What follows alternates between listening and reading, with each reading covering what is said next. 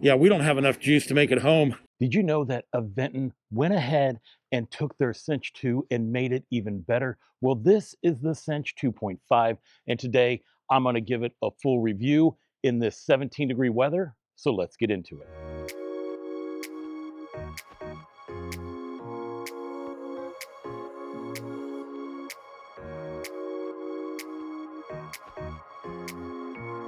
Now, one of the things you're going to love about this bike is that there is no assembly to it. All you have to do is just take it out of the box, unfold it, and this bike is ready to ride. Now, when you do get your Cinch 2.5, it's going to come to you as a Class 2 e-bike, which means you can get up to 20 miles an hour via this throttle here on your left-hand side, your double-sided torque sensor below, and your 4 levels of pedal assist. This bike weighs 68 pounds, but has a maximum payload capacity of 300 pounds, and currently on its website during the making of this video, you can purchase the Cinch 2.5 for $17.99, and it comes with a 2-year warranty. It only comes in this step-through version right here, and Aventon says that the average rider height starts at 4'11" and goes up to 6'2". It also comes in 2 colors. You have the sage version that I have right here, and you have midnight black. Aventon says that the Cinch 2.5 will go up to 55 miles on a single battery charge. Now, that's not going to happen today. You can clearly see my breath, or at least I can see it in front of me. So we're going to be riding in super cold temps, and I'm going to be running it through all kinds of testing. So do not expect anywhere near that mileage today. This bike has a 48-volt, 500-watt rear hub motor. It has a peak power of 750 watts and 60 newton meters of torque. It has a Shimano 8-speed transmission, a Shimano Altus derailleur, a 48-tooth chainring, and the Shimano 8-speed trigger shifter. For stopping power, you have the Tektro 2-piston hydraulic brake system and 180 millimeter rotors. The adjustable forks are spring-loaded. They have 55 millimeters of travel. You can preload them and you can lock them out. The tires are 20 by 4 inches. They're by Nova. They have a really nice street pattern on them, and they're puncture resistant. When it comes to the battery, well, it is located in this down tube right here. You can't really see it because the battery cover matches the same color as the bike, and I really like that. Now, your battery is a 48-volt, 14 amp hours with 636.4 watt hours of power. Now, you can charge it up while it's on the bike with this charging port right down here, or you can take it out of the bike and charge it someplace else. It will come with this 3 amp charger, which means you can charge this bike up from 0 to 100% in about 4.5 to 5 hours. When it comes to removing the battery, you're going to get 2 keys that come with the bike. You're going to put one of the keys in here. We're going to turn it forward, and the battery pops out just a little bit. And then from there, you're just going to pull it out.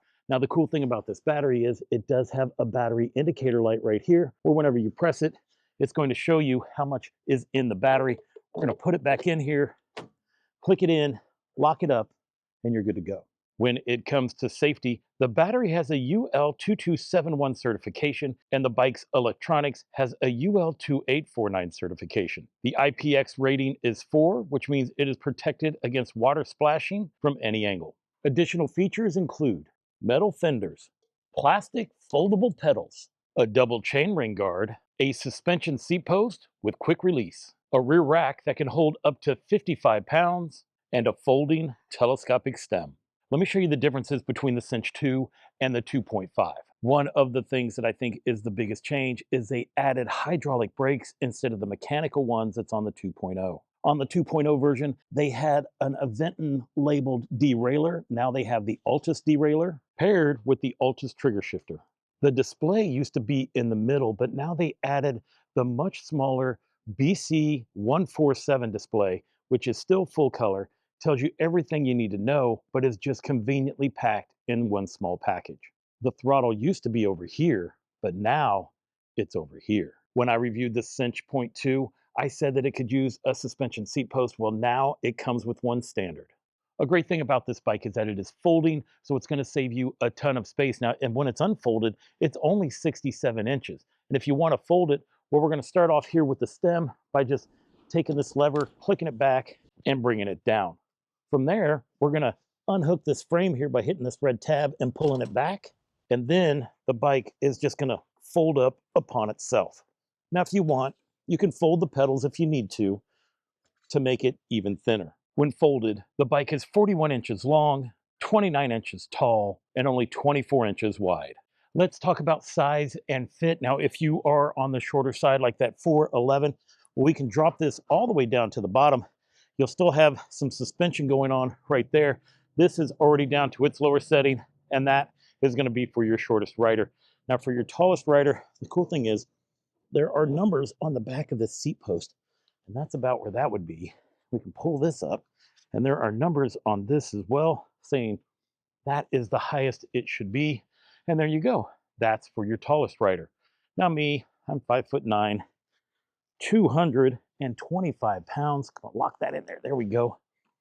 I have a 32-inch inseam, and this is what I'm gonna look like riding this bike. Cockpit Operations. On your left-hand side, you have a very thin feeling grip. There is no palm rest on it. Here is your front brake lever. This is your throttle, and this is your control pad. Now to turn your bike on, you're just going to hold this button down here until your screen lights up, and now you have your full screen. This is your time, which I definitely need to set the time. This gives you two indications on your battery level. It tells you your percentage, and it gives you that visual indication. This is going to show you how much power you're putting out. This shows you your speed, and this will tell you what pedal assist level you are in. Now to go up in pedal assist levels, you're just going to hit the plus button right here. It's going to take you through Eco, Tour, Sport, and Turbo. And then if you want to go down in pedal assist, you're just going to hit the minus button to do the same. That takes you all the way to off. Whenever it is off, the throttle will not work. You do have turn signals on the bike. You're going to push it right here. You can see the indicator on there. After 15 blinks, the turn signals turn off. To check out other information on the display, you're just going to hit your power button here real quick. It tells us that we have 5 miles on the trip so far. Trip time, average speed, max speed, goes to your odometer, and total time on the bike. Then it breaks down your total average speed and your total max speed, and then it goes back to your main display. To turn the headlight on, you're going to hold your plus button right here. There is a tiny indicator right here showing you that your headlights are on and the screen dimmed just a little bit. To turn your headlight off, you're just going to hold that plus button again, and as you can see, once the headlight turned off, your screen brightened back up. The headlight is your standard smaller one bulb headlight, but it does seem to be decently bright. Whenever the headlights turn on, the taillights turn on. Now, I know it's flashing on the camera, but they are solid whenever you are riding. But the funny thing is they're not brake lights, not anymore. And they ended up removing the motor cut that happens whenever you hit the brakes and it cuts the motor. It will not do that, which means that you'll have a smoother riding experience. Now, here are your turn signals, and that's what they look like. And then whenever you turn the headlight off, well, this is what your turn signals will look like on their own. On your right-hand side, you have a brake lever right here. Then this is your trigger shifter. This takes it down in gear, and then you use your index finger and you click it to put it up in gear. The bike does not have a bell, but we'll be adding one for this review. Let's hop into the advanced settings. We're going to hit the plus and minus button, and that's going to take us in here. And this is where you're going to clear your trip. Since we are doing a distance test on that today, let's go ahead and clear the trip right there. This is your display unit. This goes between miles per hour and kilometers. Push that. From there, it has our screen brightness, auto power. Currently, this is set for 10 minutes of no activity on the bike, and it will turn itself off. Go ahead and go back. This gives you your system information on the bike. You can set the date and time, and then you can connect to the Aventon app, which I will show you here in a minute. And then once you are out of that, just go ahead and click your back button, and it takes you back to your main screen. Now, before I take this bike out and run it through all of my testing, I want to show you these new bags that Aventon came out with. It's these double panniers. They connect to any bike that has a rear rack on it. This is what it looks like from the top, and you can easily and quickly disconnect them so that you could take them with you if you're on the go. These panniers are waterproof, and they have this outside pocket. It has this PVC frame right here in the middle to make sure that the bags always hold their shape. Plus, you can put up to 44 pounds, 22 pounds on each side, and it can hold up to 42 liters, which is 21 liters per each side. These are the bags that I'm definitely going to be using for today's review to hold my equipment. Let's talk about the phone app. Now, what we want to do is we want to go into the advanced settings, go down here and connect to app. From there, you're going to hit this button right there. We're just going to scan it. Once you have your bike connected, you can turn the headlight on, you can turn it off. We can check into the settings here. And from here, this is where you can adjust like your power limit to turn things off and on. Here's your screen brightness. You can change your pedal assist level. As you can see, as I hit it, it turns through here. And that's if you like have your phone mounted on your handlebars. I normally don't do that. You can also change your speed limit. Let's go. Yep, I agree. We're changing it to class 3. See how fast we can go. 25. So today we are going to be rocking 25 miles an hour. That's how you get in here and change the speed. And then from there, it's going to give you all kinds of information about your bike. Check out dealers, maintenance, support, and it's even going to track your ride. So from here, let's go ahead and we're going to give it a start and see how it goes today. We are out here on the 606 trail. It is super cold, and I can't believe how many people are out here right now. It's like 17, maybe 20 degrees. And right now we are riding with 0 pedal assist. That means it's just me and the bike. No assist coming from the bike. Throttle doesn't work. And we're cruising about 9 miles an hour. Super easy to ride. Let's go ahead and check out the throttle. Now I put it into eco. Hit the throttle. I know this is only going to take me up to 20 miles an hour, but I'm really just checking to see how the throttle feels. It takes off not super aggressive, but it takes off pretty nice. And I do believe that we are in eco mode and it'll go faster when we are in turbo. So even though we unlocked it to class 3 speeds, your throttle is only going to do 20 miles an hour. Let's go ahead and check out the torque sensor on this bike. We are in eco mode. We're cruising at about 16 miles an hour.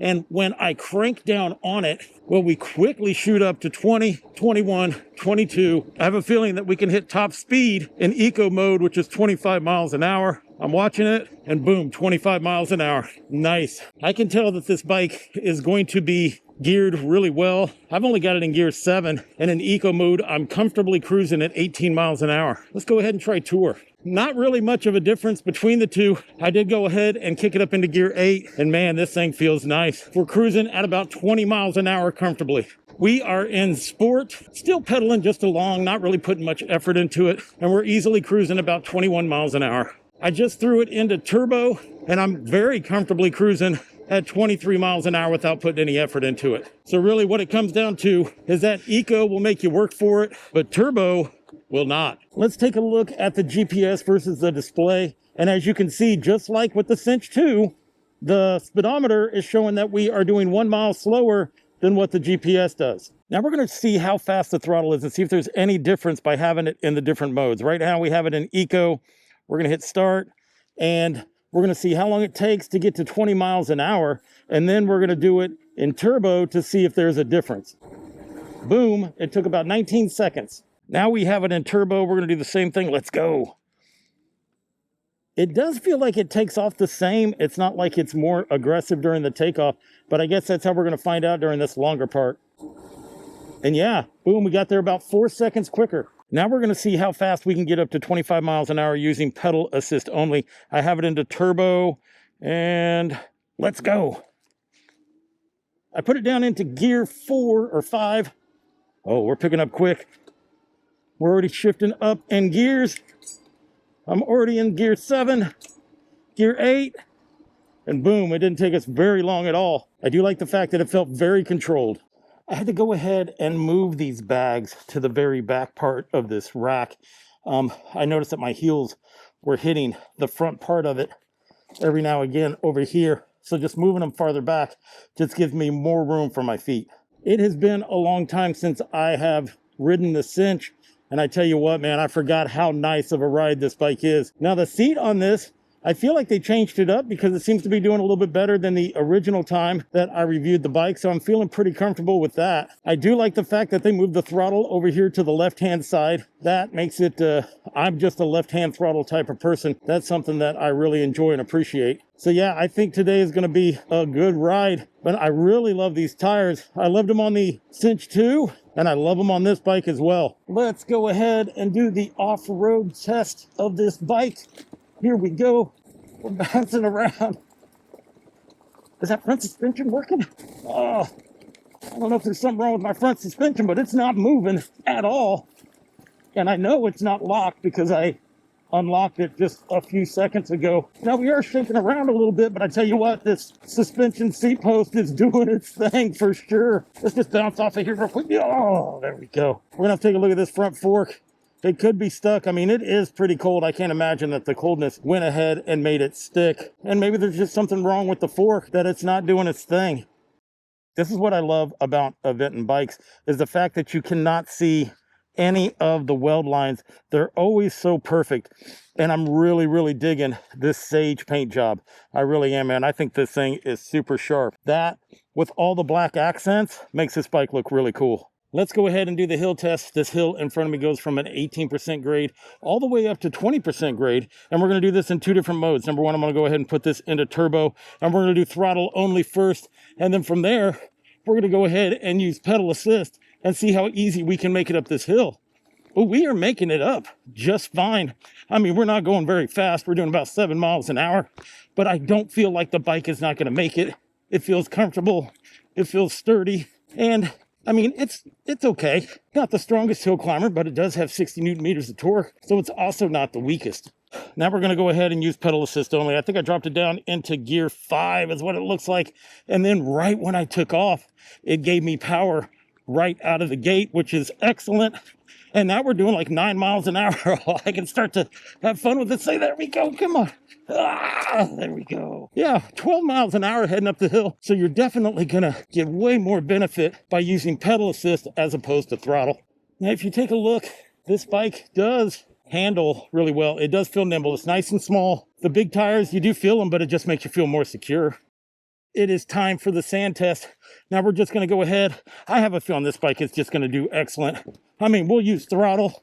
We'll use pedaling, whatever it takes to make it through. But I had a feeling that these tires were going to do excellent and we weren't going to have any issue, and we do not. Woo! Oh, it's rough though. This front fork, I wish it was working. Oh, but we're making it right through, no problem. So much fun. All right, guys, not only can you make it to the beach, but you can 100% easily make it through the beach. I figured before we took off again, I wanted to see where we were standing with the mileage here. It shows that our trip is 4.7. Strava showing is 4.72. The funny part is this bike was turning off automatically, and when I did cockpit or advanced settings, I accidentally made it to where this bike would shut off after 1 minute. So because of that, it made it to where the Aventon app is not tracking anymore because it kept getting disconnected. So now we went ahead and connected. I made it to where this bike won't fall asleep for like 30 minutes. So it's not going to do that anymore. I did reconnect the app, and now we just got to go and start the trip. Now let's remember that we had 4.7 miles when we started, and now we're starting this trip. So whoops, there really are a lot of people out on this trail today, which is super surprising. Well, no, it isn't, because this is Chicago. We're Chicagoans. We're used to cold weather. Doesn't really bother us that much.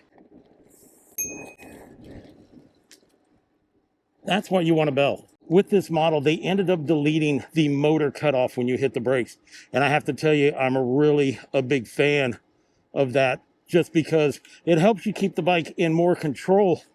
And whenever you're hitting the brakes and you're just trying to make a turn and you're just feathering the brakes some, but you need to head up a hill, well, not having that motor shut off definitely gives you an advantage.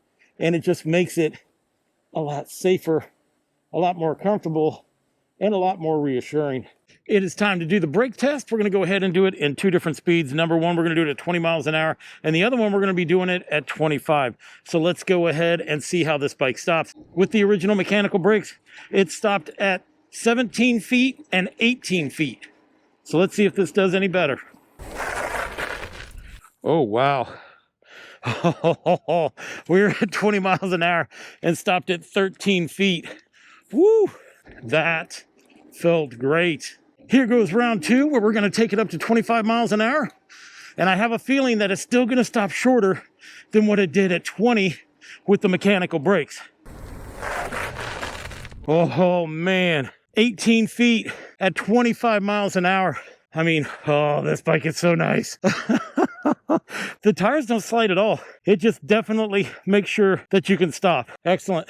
Excellent. Now for me, my comfort zone is having it in Tour, Gear 7, sometimes Gear 8, and I'm cruising about 20 miles an hour. It's nice to know that I can take it up to 25 miles an hour if I get into a situation where I need to get away from some cars, or I'm in the downtown area and I just need to go a little faster, because sometimes faster is safer. Sometimes it is, or at least it is in a big city like Chicago. Now, just like with the Sinch 2, it doesn't feel like you are riding a folding bike. It's because of the handlebars. The handlebars are nice and wide, and they feel just like you're riding a normal bike. Plus, the tires help. The seating position helps. Really, there's just a lot of good things about it. Ooh, I'm gonna have to put my visor down. My eyes are leaking.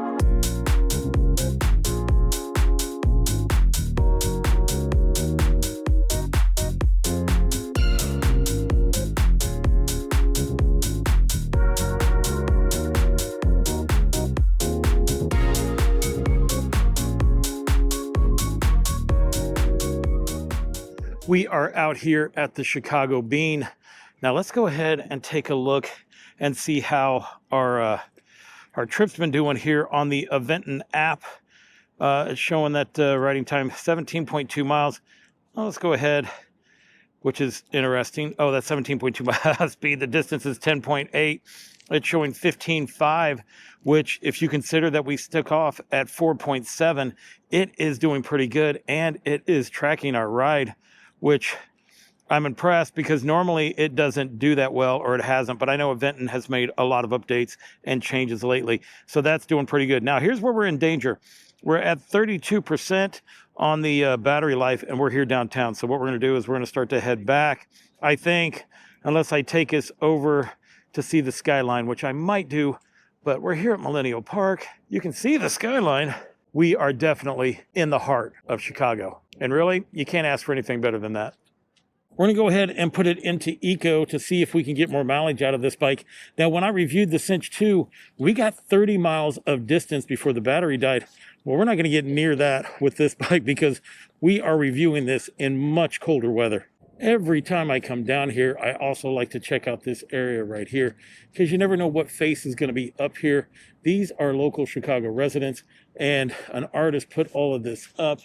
You have one on each side. In the summertime, these things shoot out water out of the mouth, which is really cool. But yeah, I mean, that's an artsy city, man. They have all kinds of cool stuff here. I could not help it. We are back on Lakeshore Trail.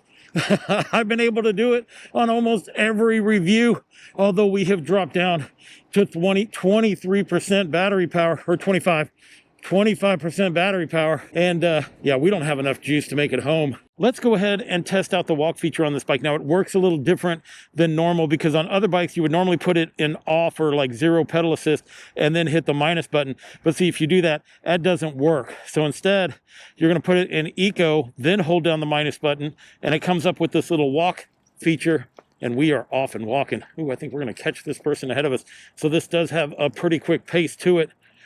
But at least we know how to properly use the walk feature on this bike. This is what Lake Michigan looks like currently at the moment. As you can see, it is all frozen up. I tried to come down here on a review before this one, and all of this was blocked off because it was nothing but ice. These might have to be the nicest tires that I have ridden on a bike. I just love these things. I wish that they made them in a 26 by 4 inch. I would be throwing these on my Adventure 2 and just cruising down the road. They're so quiet. They're just super nice. They really are. Now, as you can see with the seating position when it comes to this bike, that you are really sitting straight up and down, which makes the bike super comfortable. You can ride it like all day long. Now we're getting into the icy area, but it does look like there is enough dry land to make it safe for me to cut through here. Right behind me, you guys can see the Chicago skyline. So not only did I show you the Bean, but I showed you the skyline as well. Woohoo! You know what? I'm wondering if you can see the turn signals with these bags on the back. And you can. We'll back up some. Yeah, you can see them, and you can see them pretty clearly if you're at a low angle. The only thing that is saving me so far today is definitely not the cold, but the lack of wind. Normally I would be getting beat up going down the street right now from the wind. But no, we're down to 5%. So I'm kind of optimistic on how far we can go. Now, I can tell you at 5%, well, we're not pulsing or anything like that. I believe we were with the Sinch 2, but with this bike, we're not. Although we are dropping super quick. We're already down to 4%. If you had it in eco mode and in gear 5, you would be able to go a super long distance. It is showing that the battery percent is 0 and I'm still getting full assist to the bike. It feels just like it did when it was at like 10% or 15%. Either this bike is still providing assist or this is the easiest riding fat tire bike I have ridden, period. We are cruising at 16 miles an hour and it has 0 battery. We are back on the 606 trail. I am 3.3 miles from the house. And will it make it? This bike rides so well, I don't even know if we have power anymore. Let's go ahead and try throttle and see if that's going to do anything. And no, well, that's not true. It's keeping us at 9 miles an hour. This bike is never going to die. It is time for my final thoughts. And I have to tell you that this is one heck of a folding fat tire bike. This thing is super smooth. I mean, I can't believe how far I rode on this bike with 0 battery before I made it here. I mean, it tapped out just like a half a block away, and I had been riding miles with it on 0 battery power. As a matter of fact, if you take a look at the display, we made it 24.9 miles. And then when you take a look at the Aventon app, well, it showed that we did like 20.4 or something like that. But here's the thing, I didn't start that app until we were 4.7 miles into it, which is telling me that the Aventon app is tracking the same distance that we went on this bike. And it also tracked the route, which is something new because I've always had issues with the Aventon app and never really used it to track my ride. But they must have made some updates because I think now that you can. Now Strava showed that we went about 24.3 miles, which means it's about a half a mile off, which is still decent when it comes down to it. But I'm thinking, well, I would probably still run both Strava and the Aventon app until it came to the point where I could trust it fully. But wow, what a great job. You know, I have to mention when it comes to distance, it didn't go as far as the original Cinch 2.2, but it's also 20 degrees cooler. It only got to about 23 degrees. Well, it's 20 right now, and it feels like it's in the teens. So the fact that this bike went 5 miles less than what it did when I reviewed the first version tells me that this is an excellent bike. This seat has done really well for me. Love these tires. Oh my gosh, if I could get 24 by 6, or I'm sorry, 26 by 4 inch on these, I would throw these on my adventure like that. Well, I can't even clap or click because, well, I'm wearing gloves. Who knows? I feel like Aventon took all of my suggestions from the Cinch 2 and just did it, right? In my review of the original Cinch 2, I talked about how I wish that it had hydraulic brakes on it. Well, it does now. I said that it would do really good with the suspension seat post, and they added that as well. Now, I do have an issue with my front forks. I think they are locked up. I messed with like everything to try to unlock this thing. It just doesn't seem to be working at all. But the cool thing is I can get a hold of Aventon. They'll send me out a new set of forks. We'll get them on there, and this thing will be riding even better than it was riding during this review. Now, look, if you are interested in the Cinch 2.5, we'll go ahead. Please click on my link in the description down below. That'll get you right to where you need to be, and that shows Aventon that you guys actually value my videos. Now, if you aren't looking for the Cinch 2.5 and it's not the bike for you, well, guess what? YouTube knows what you like to watch, and it's going to throw a video right up here. So go ahead and click on that, and maybe that'll be a bike that you like. But until then, I want to thank you for watching. And until I see you again, enjoy the ride.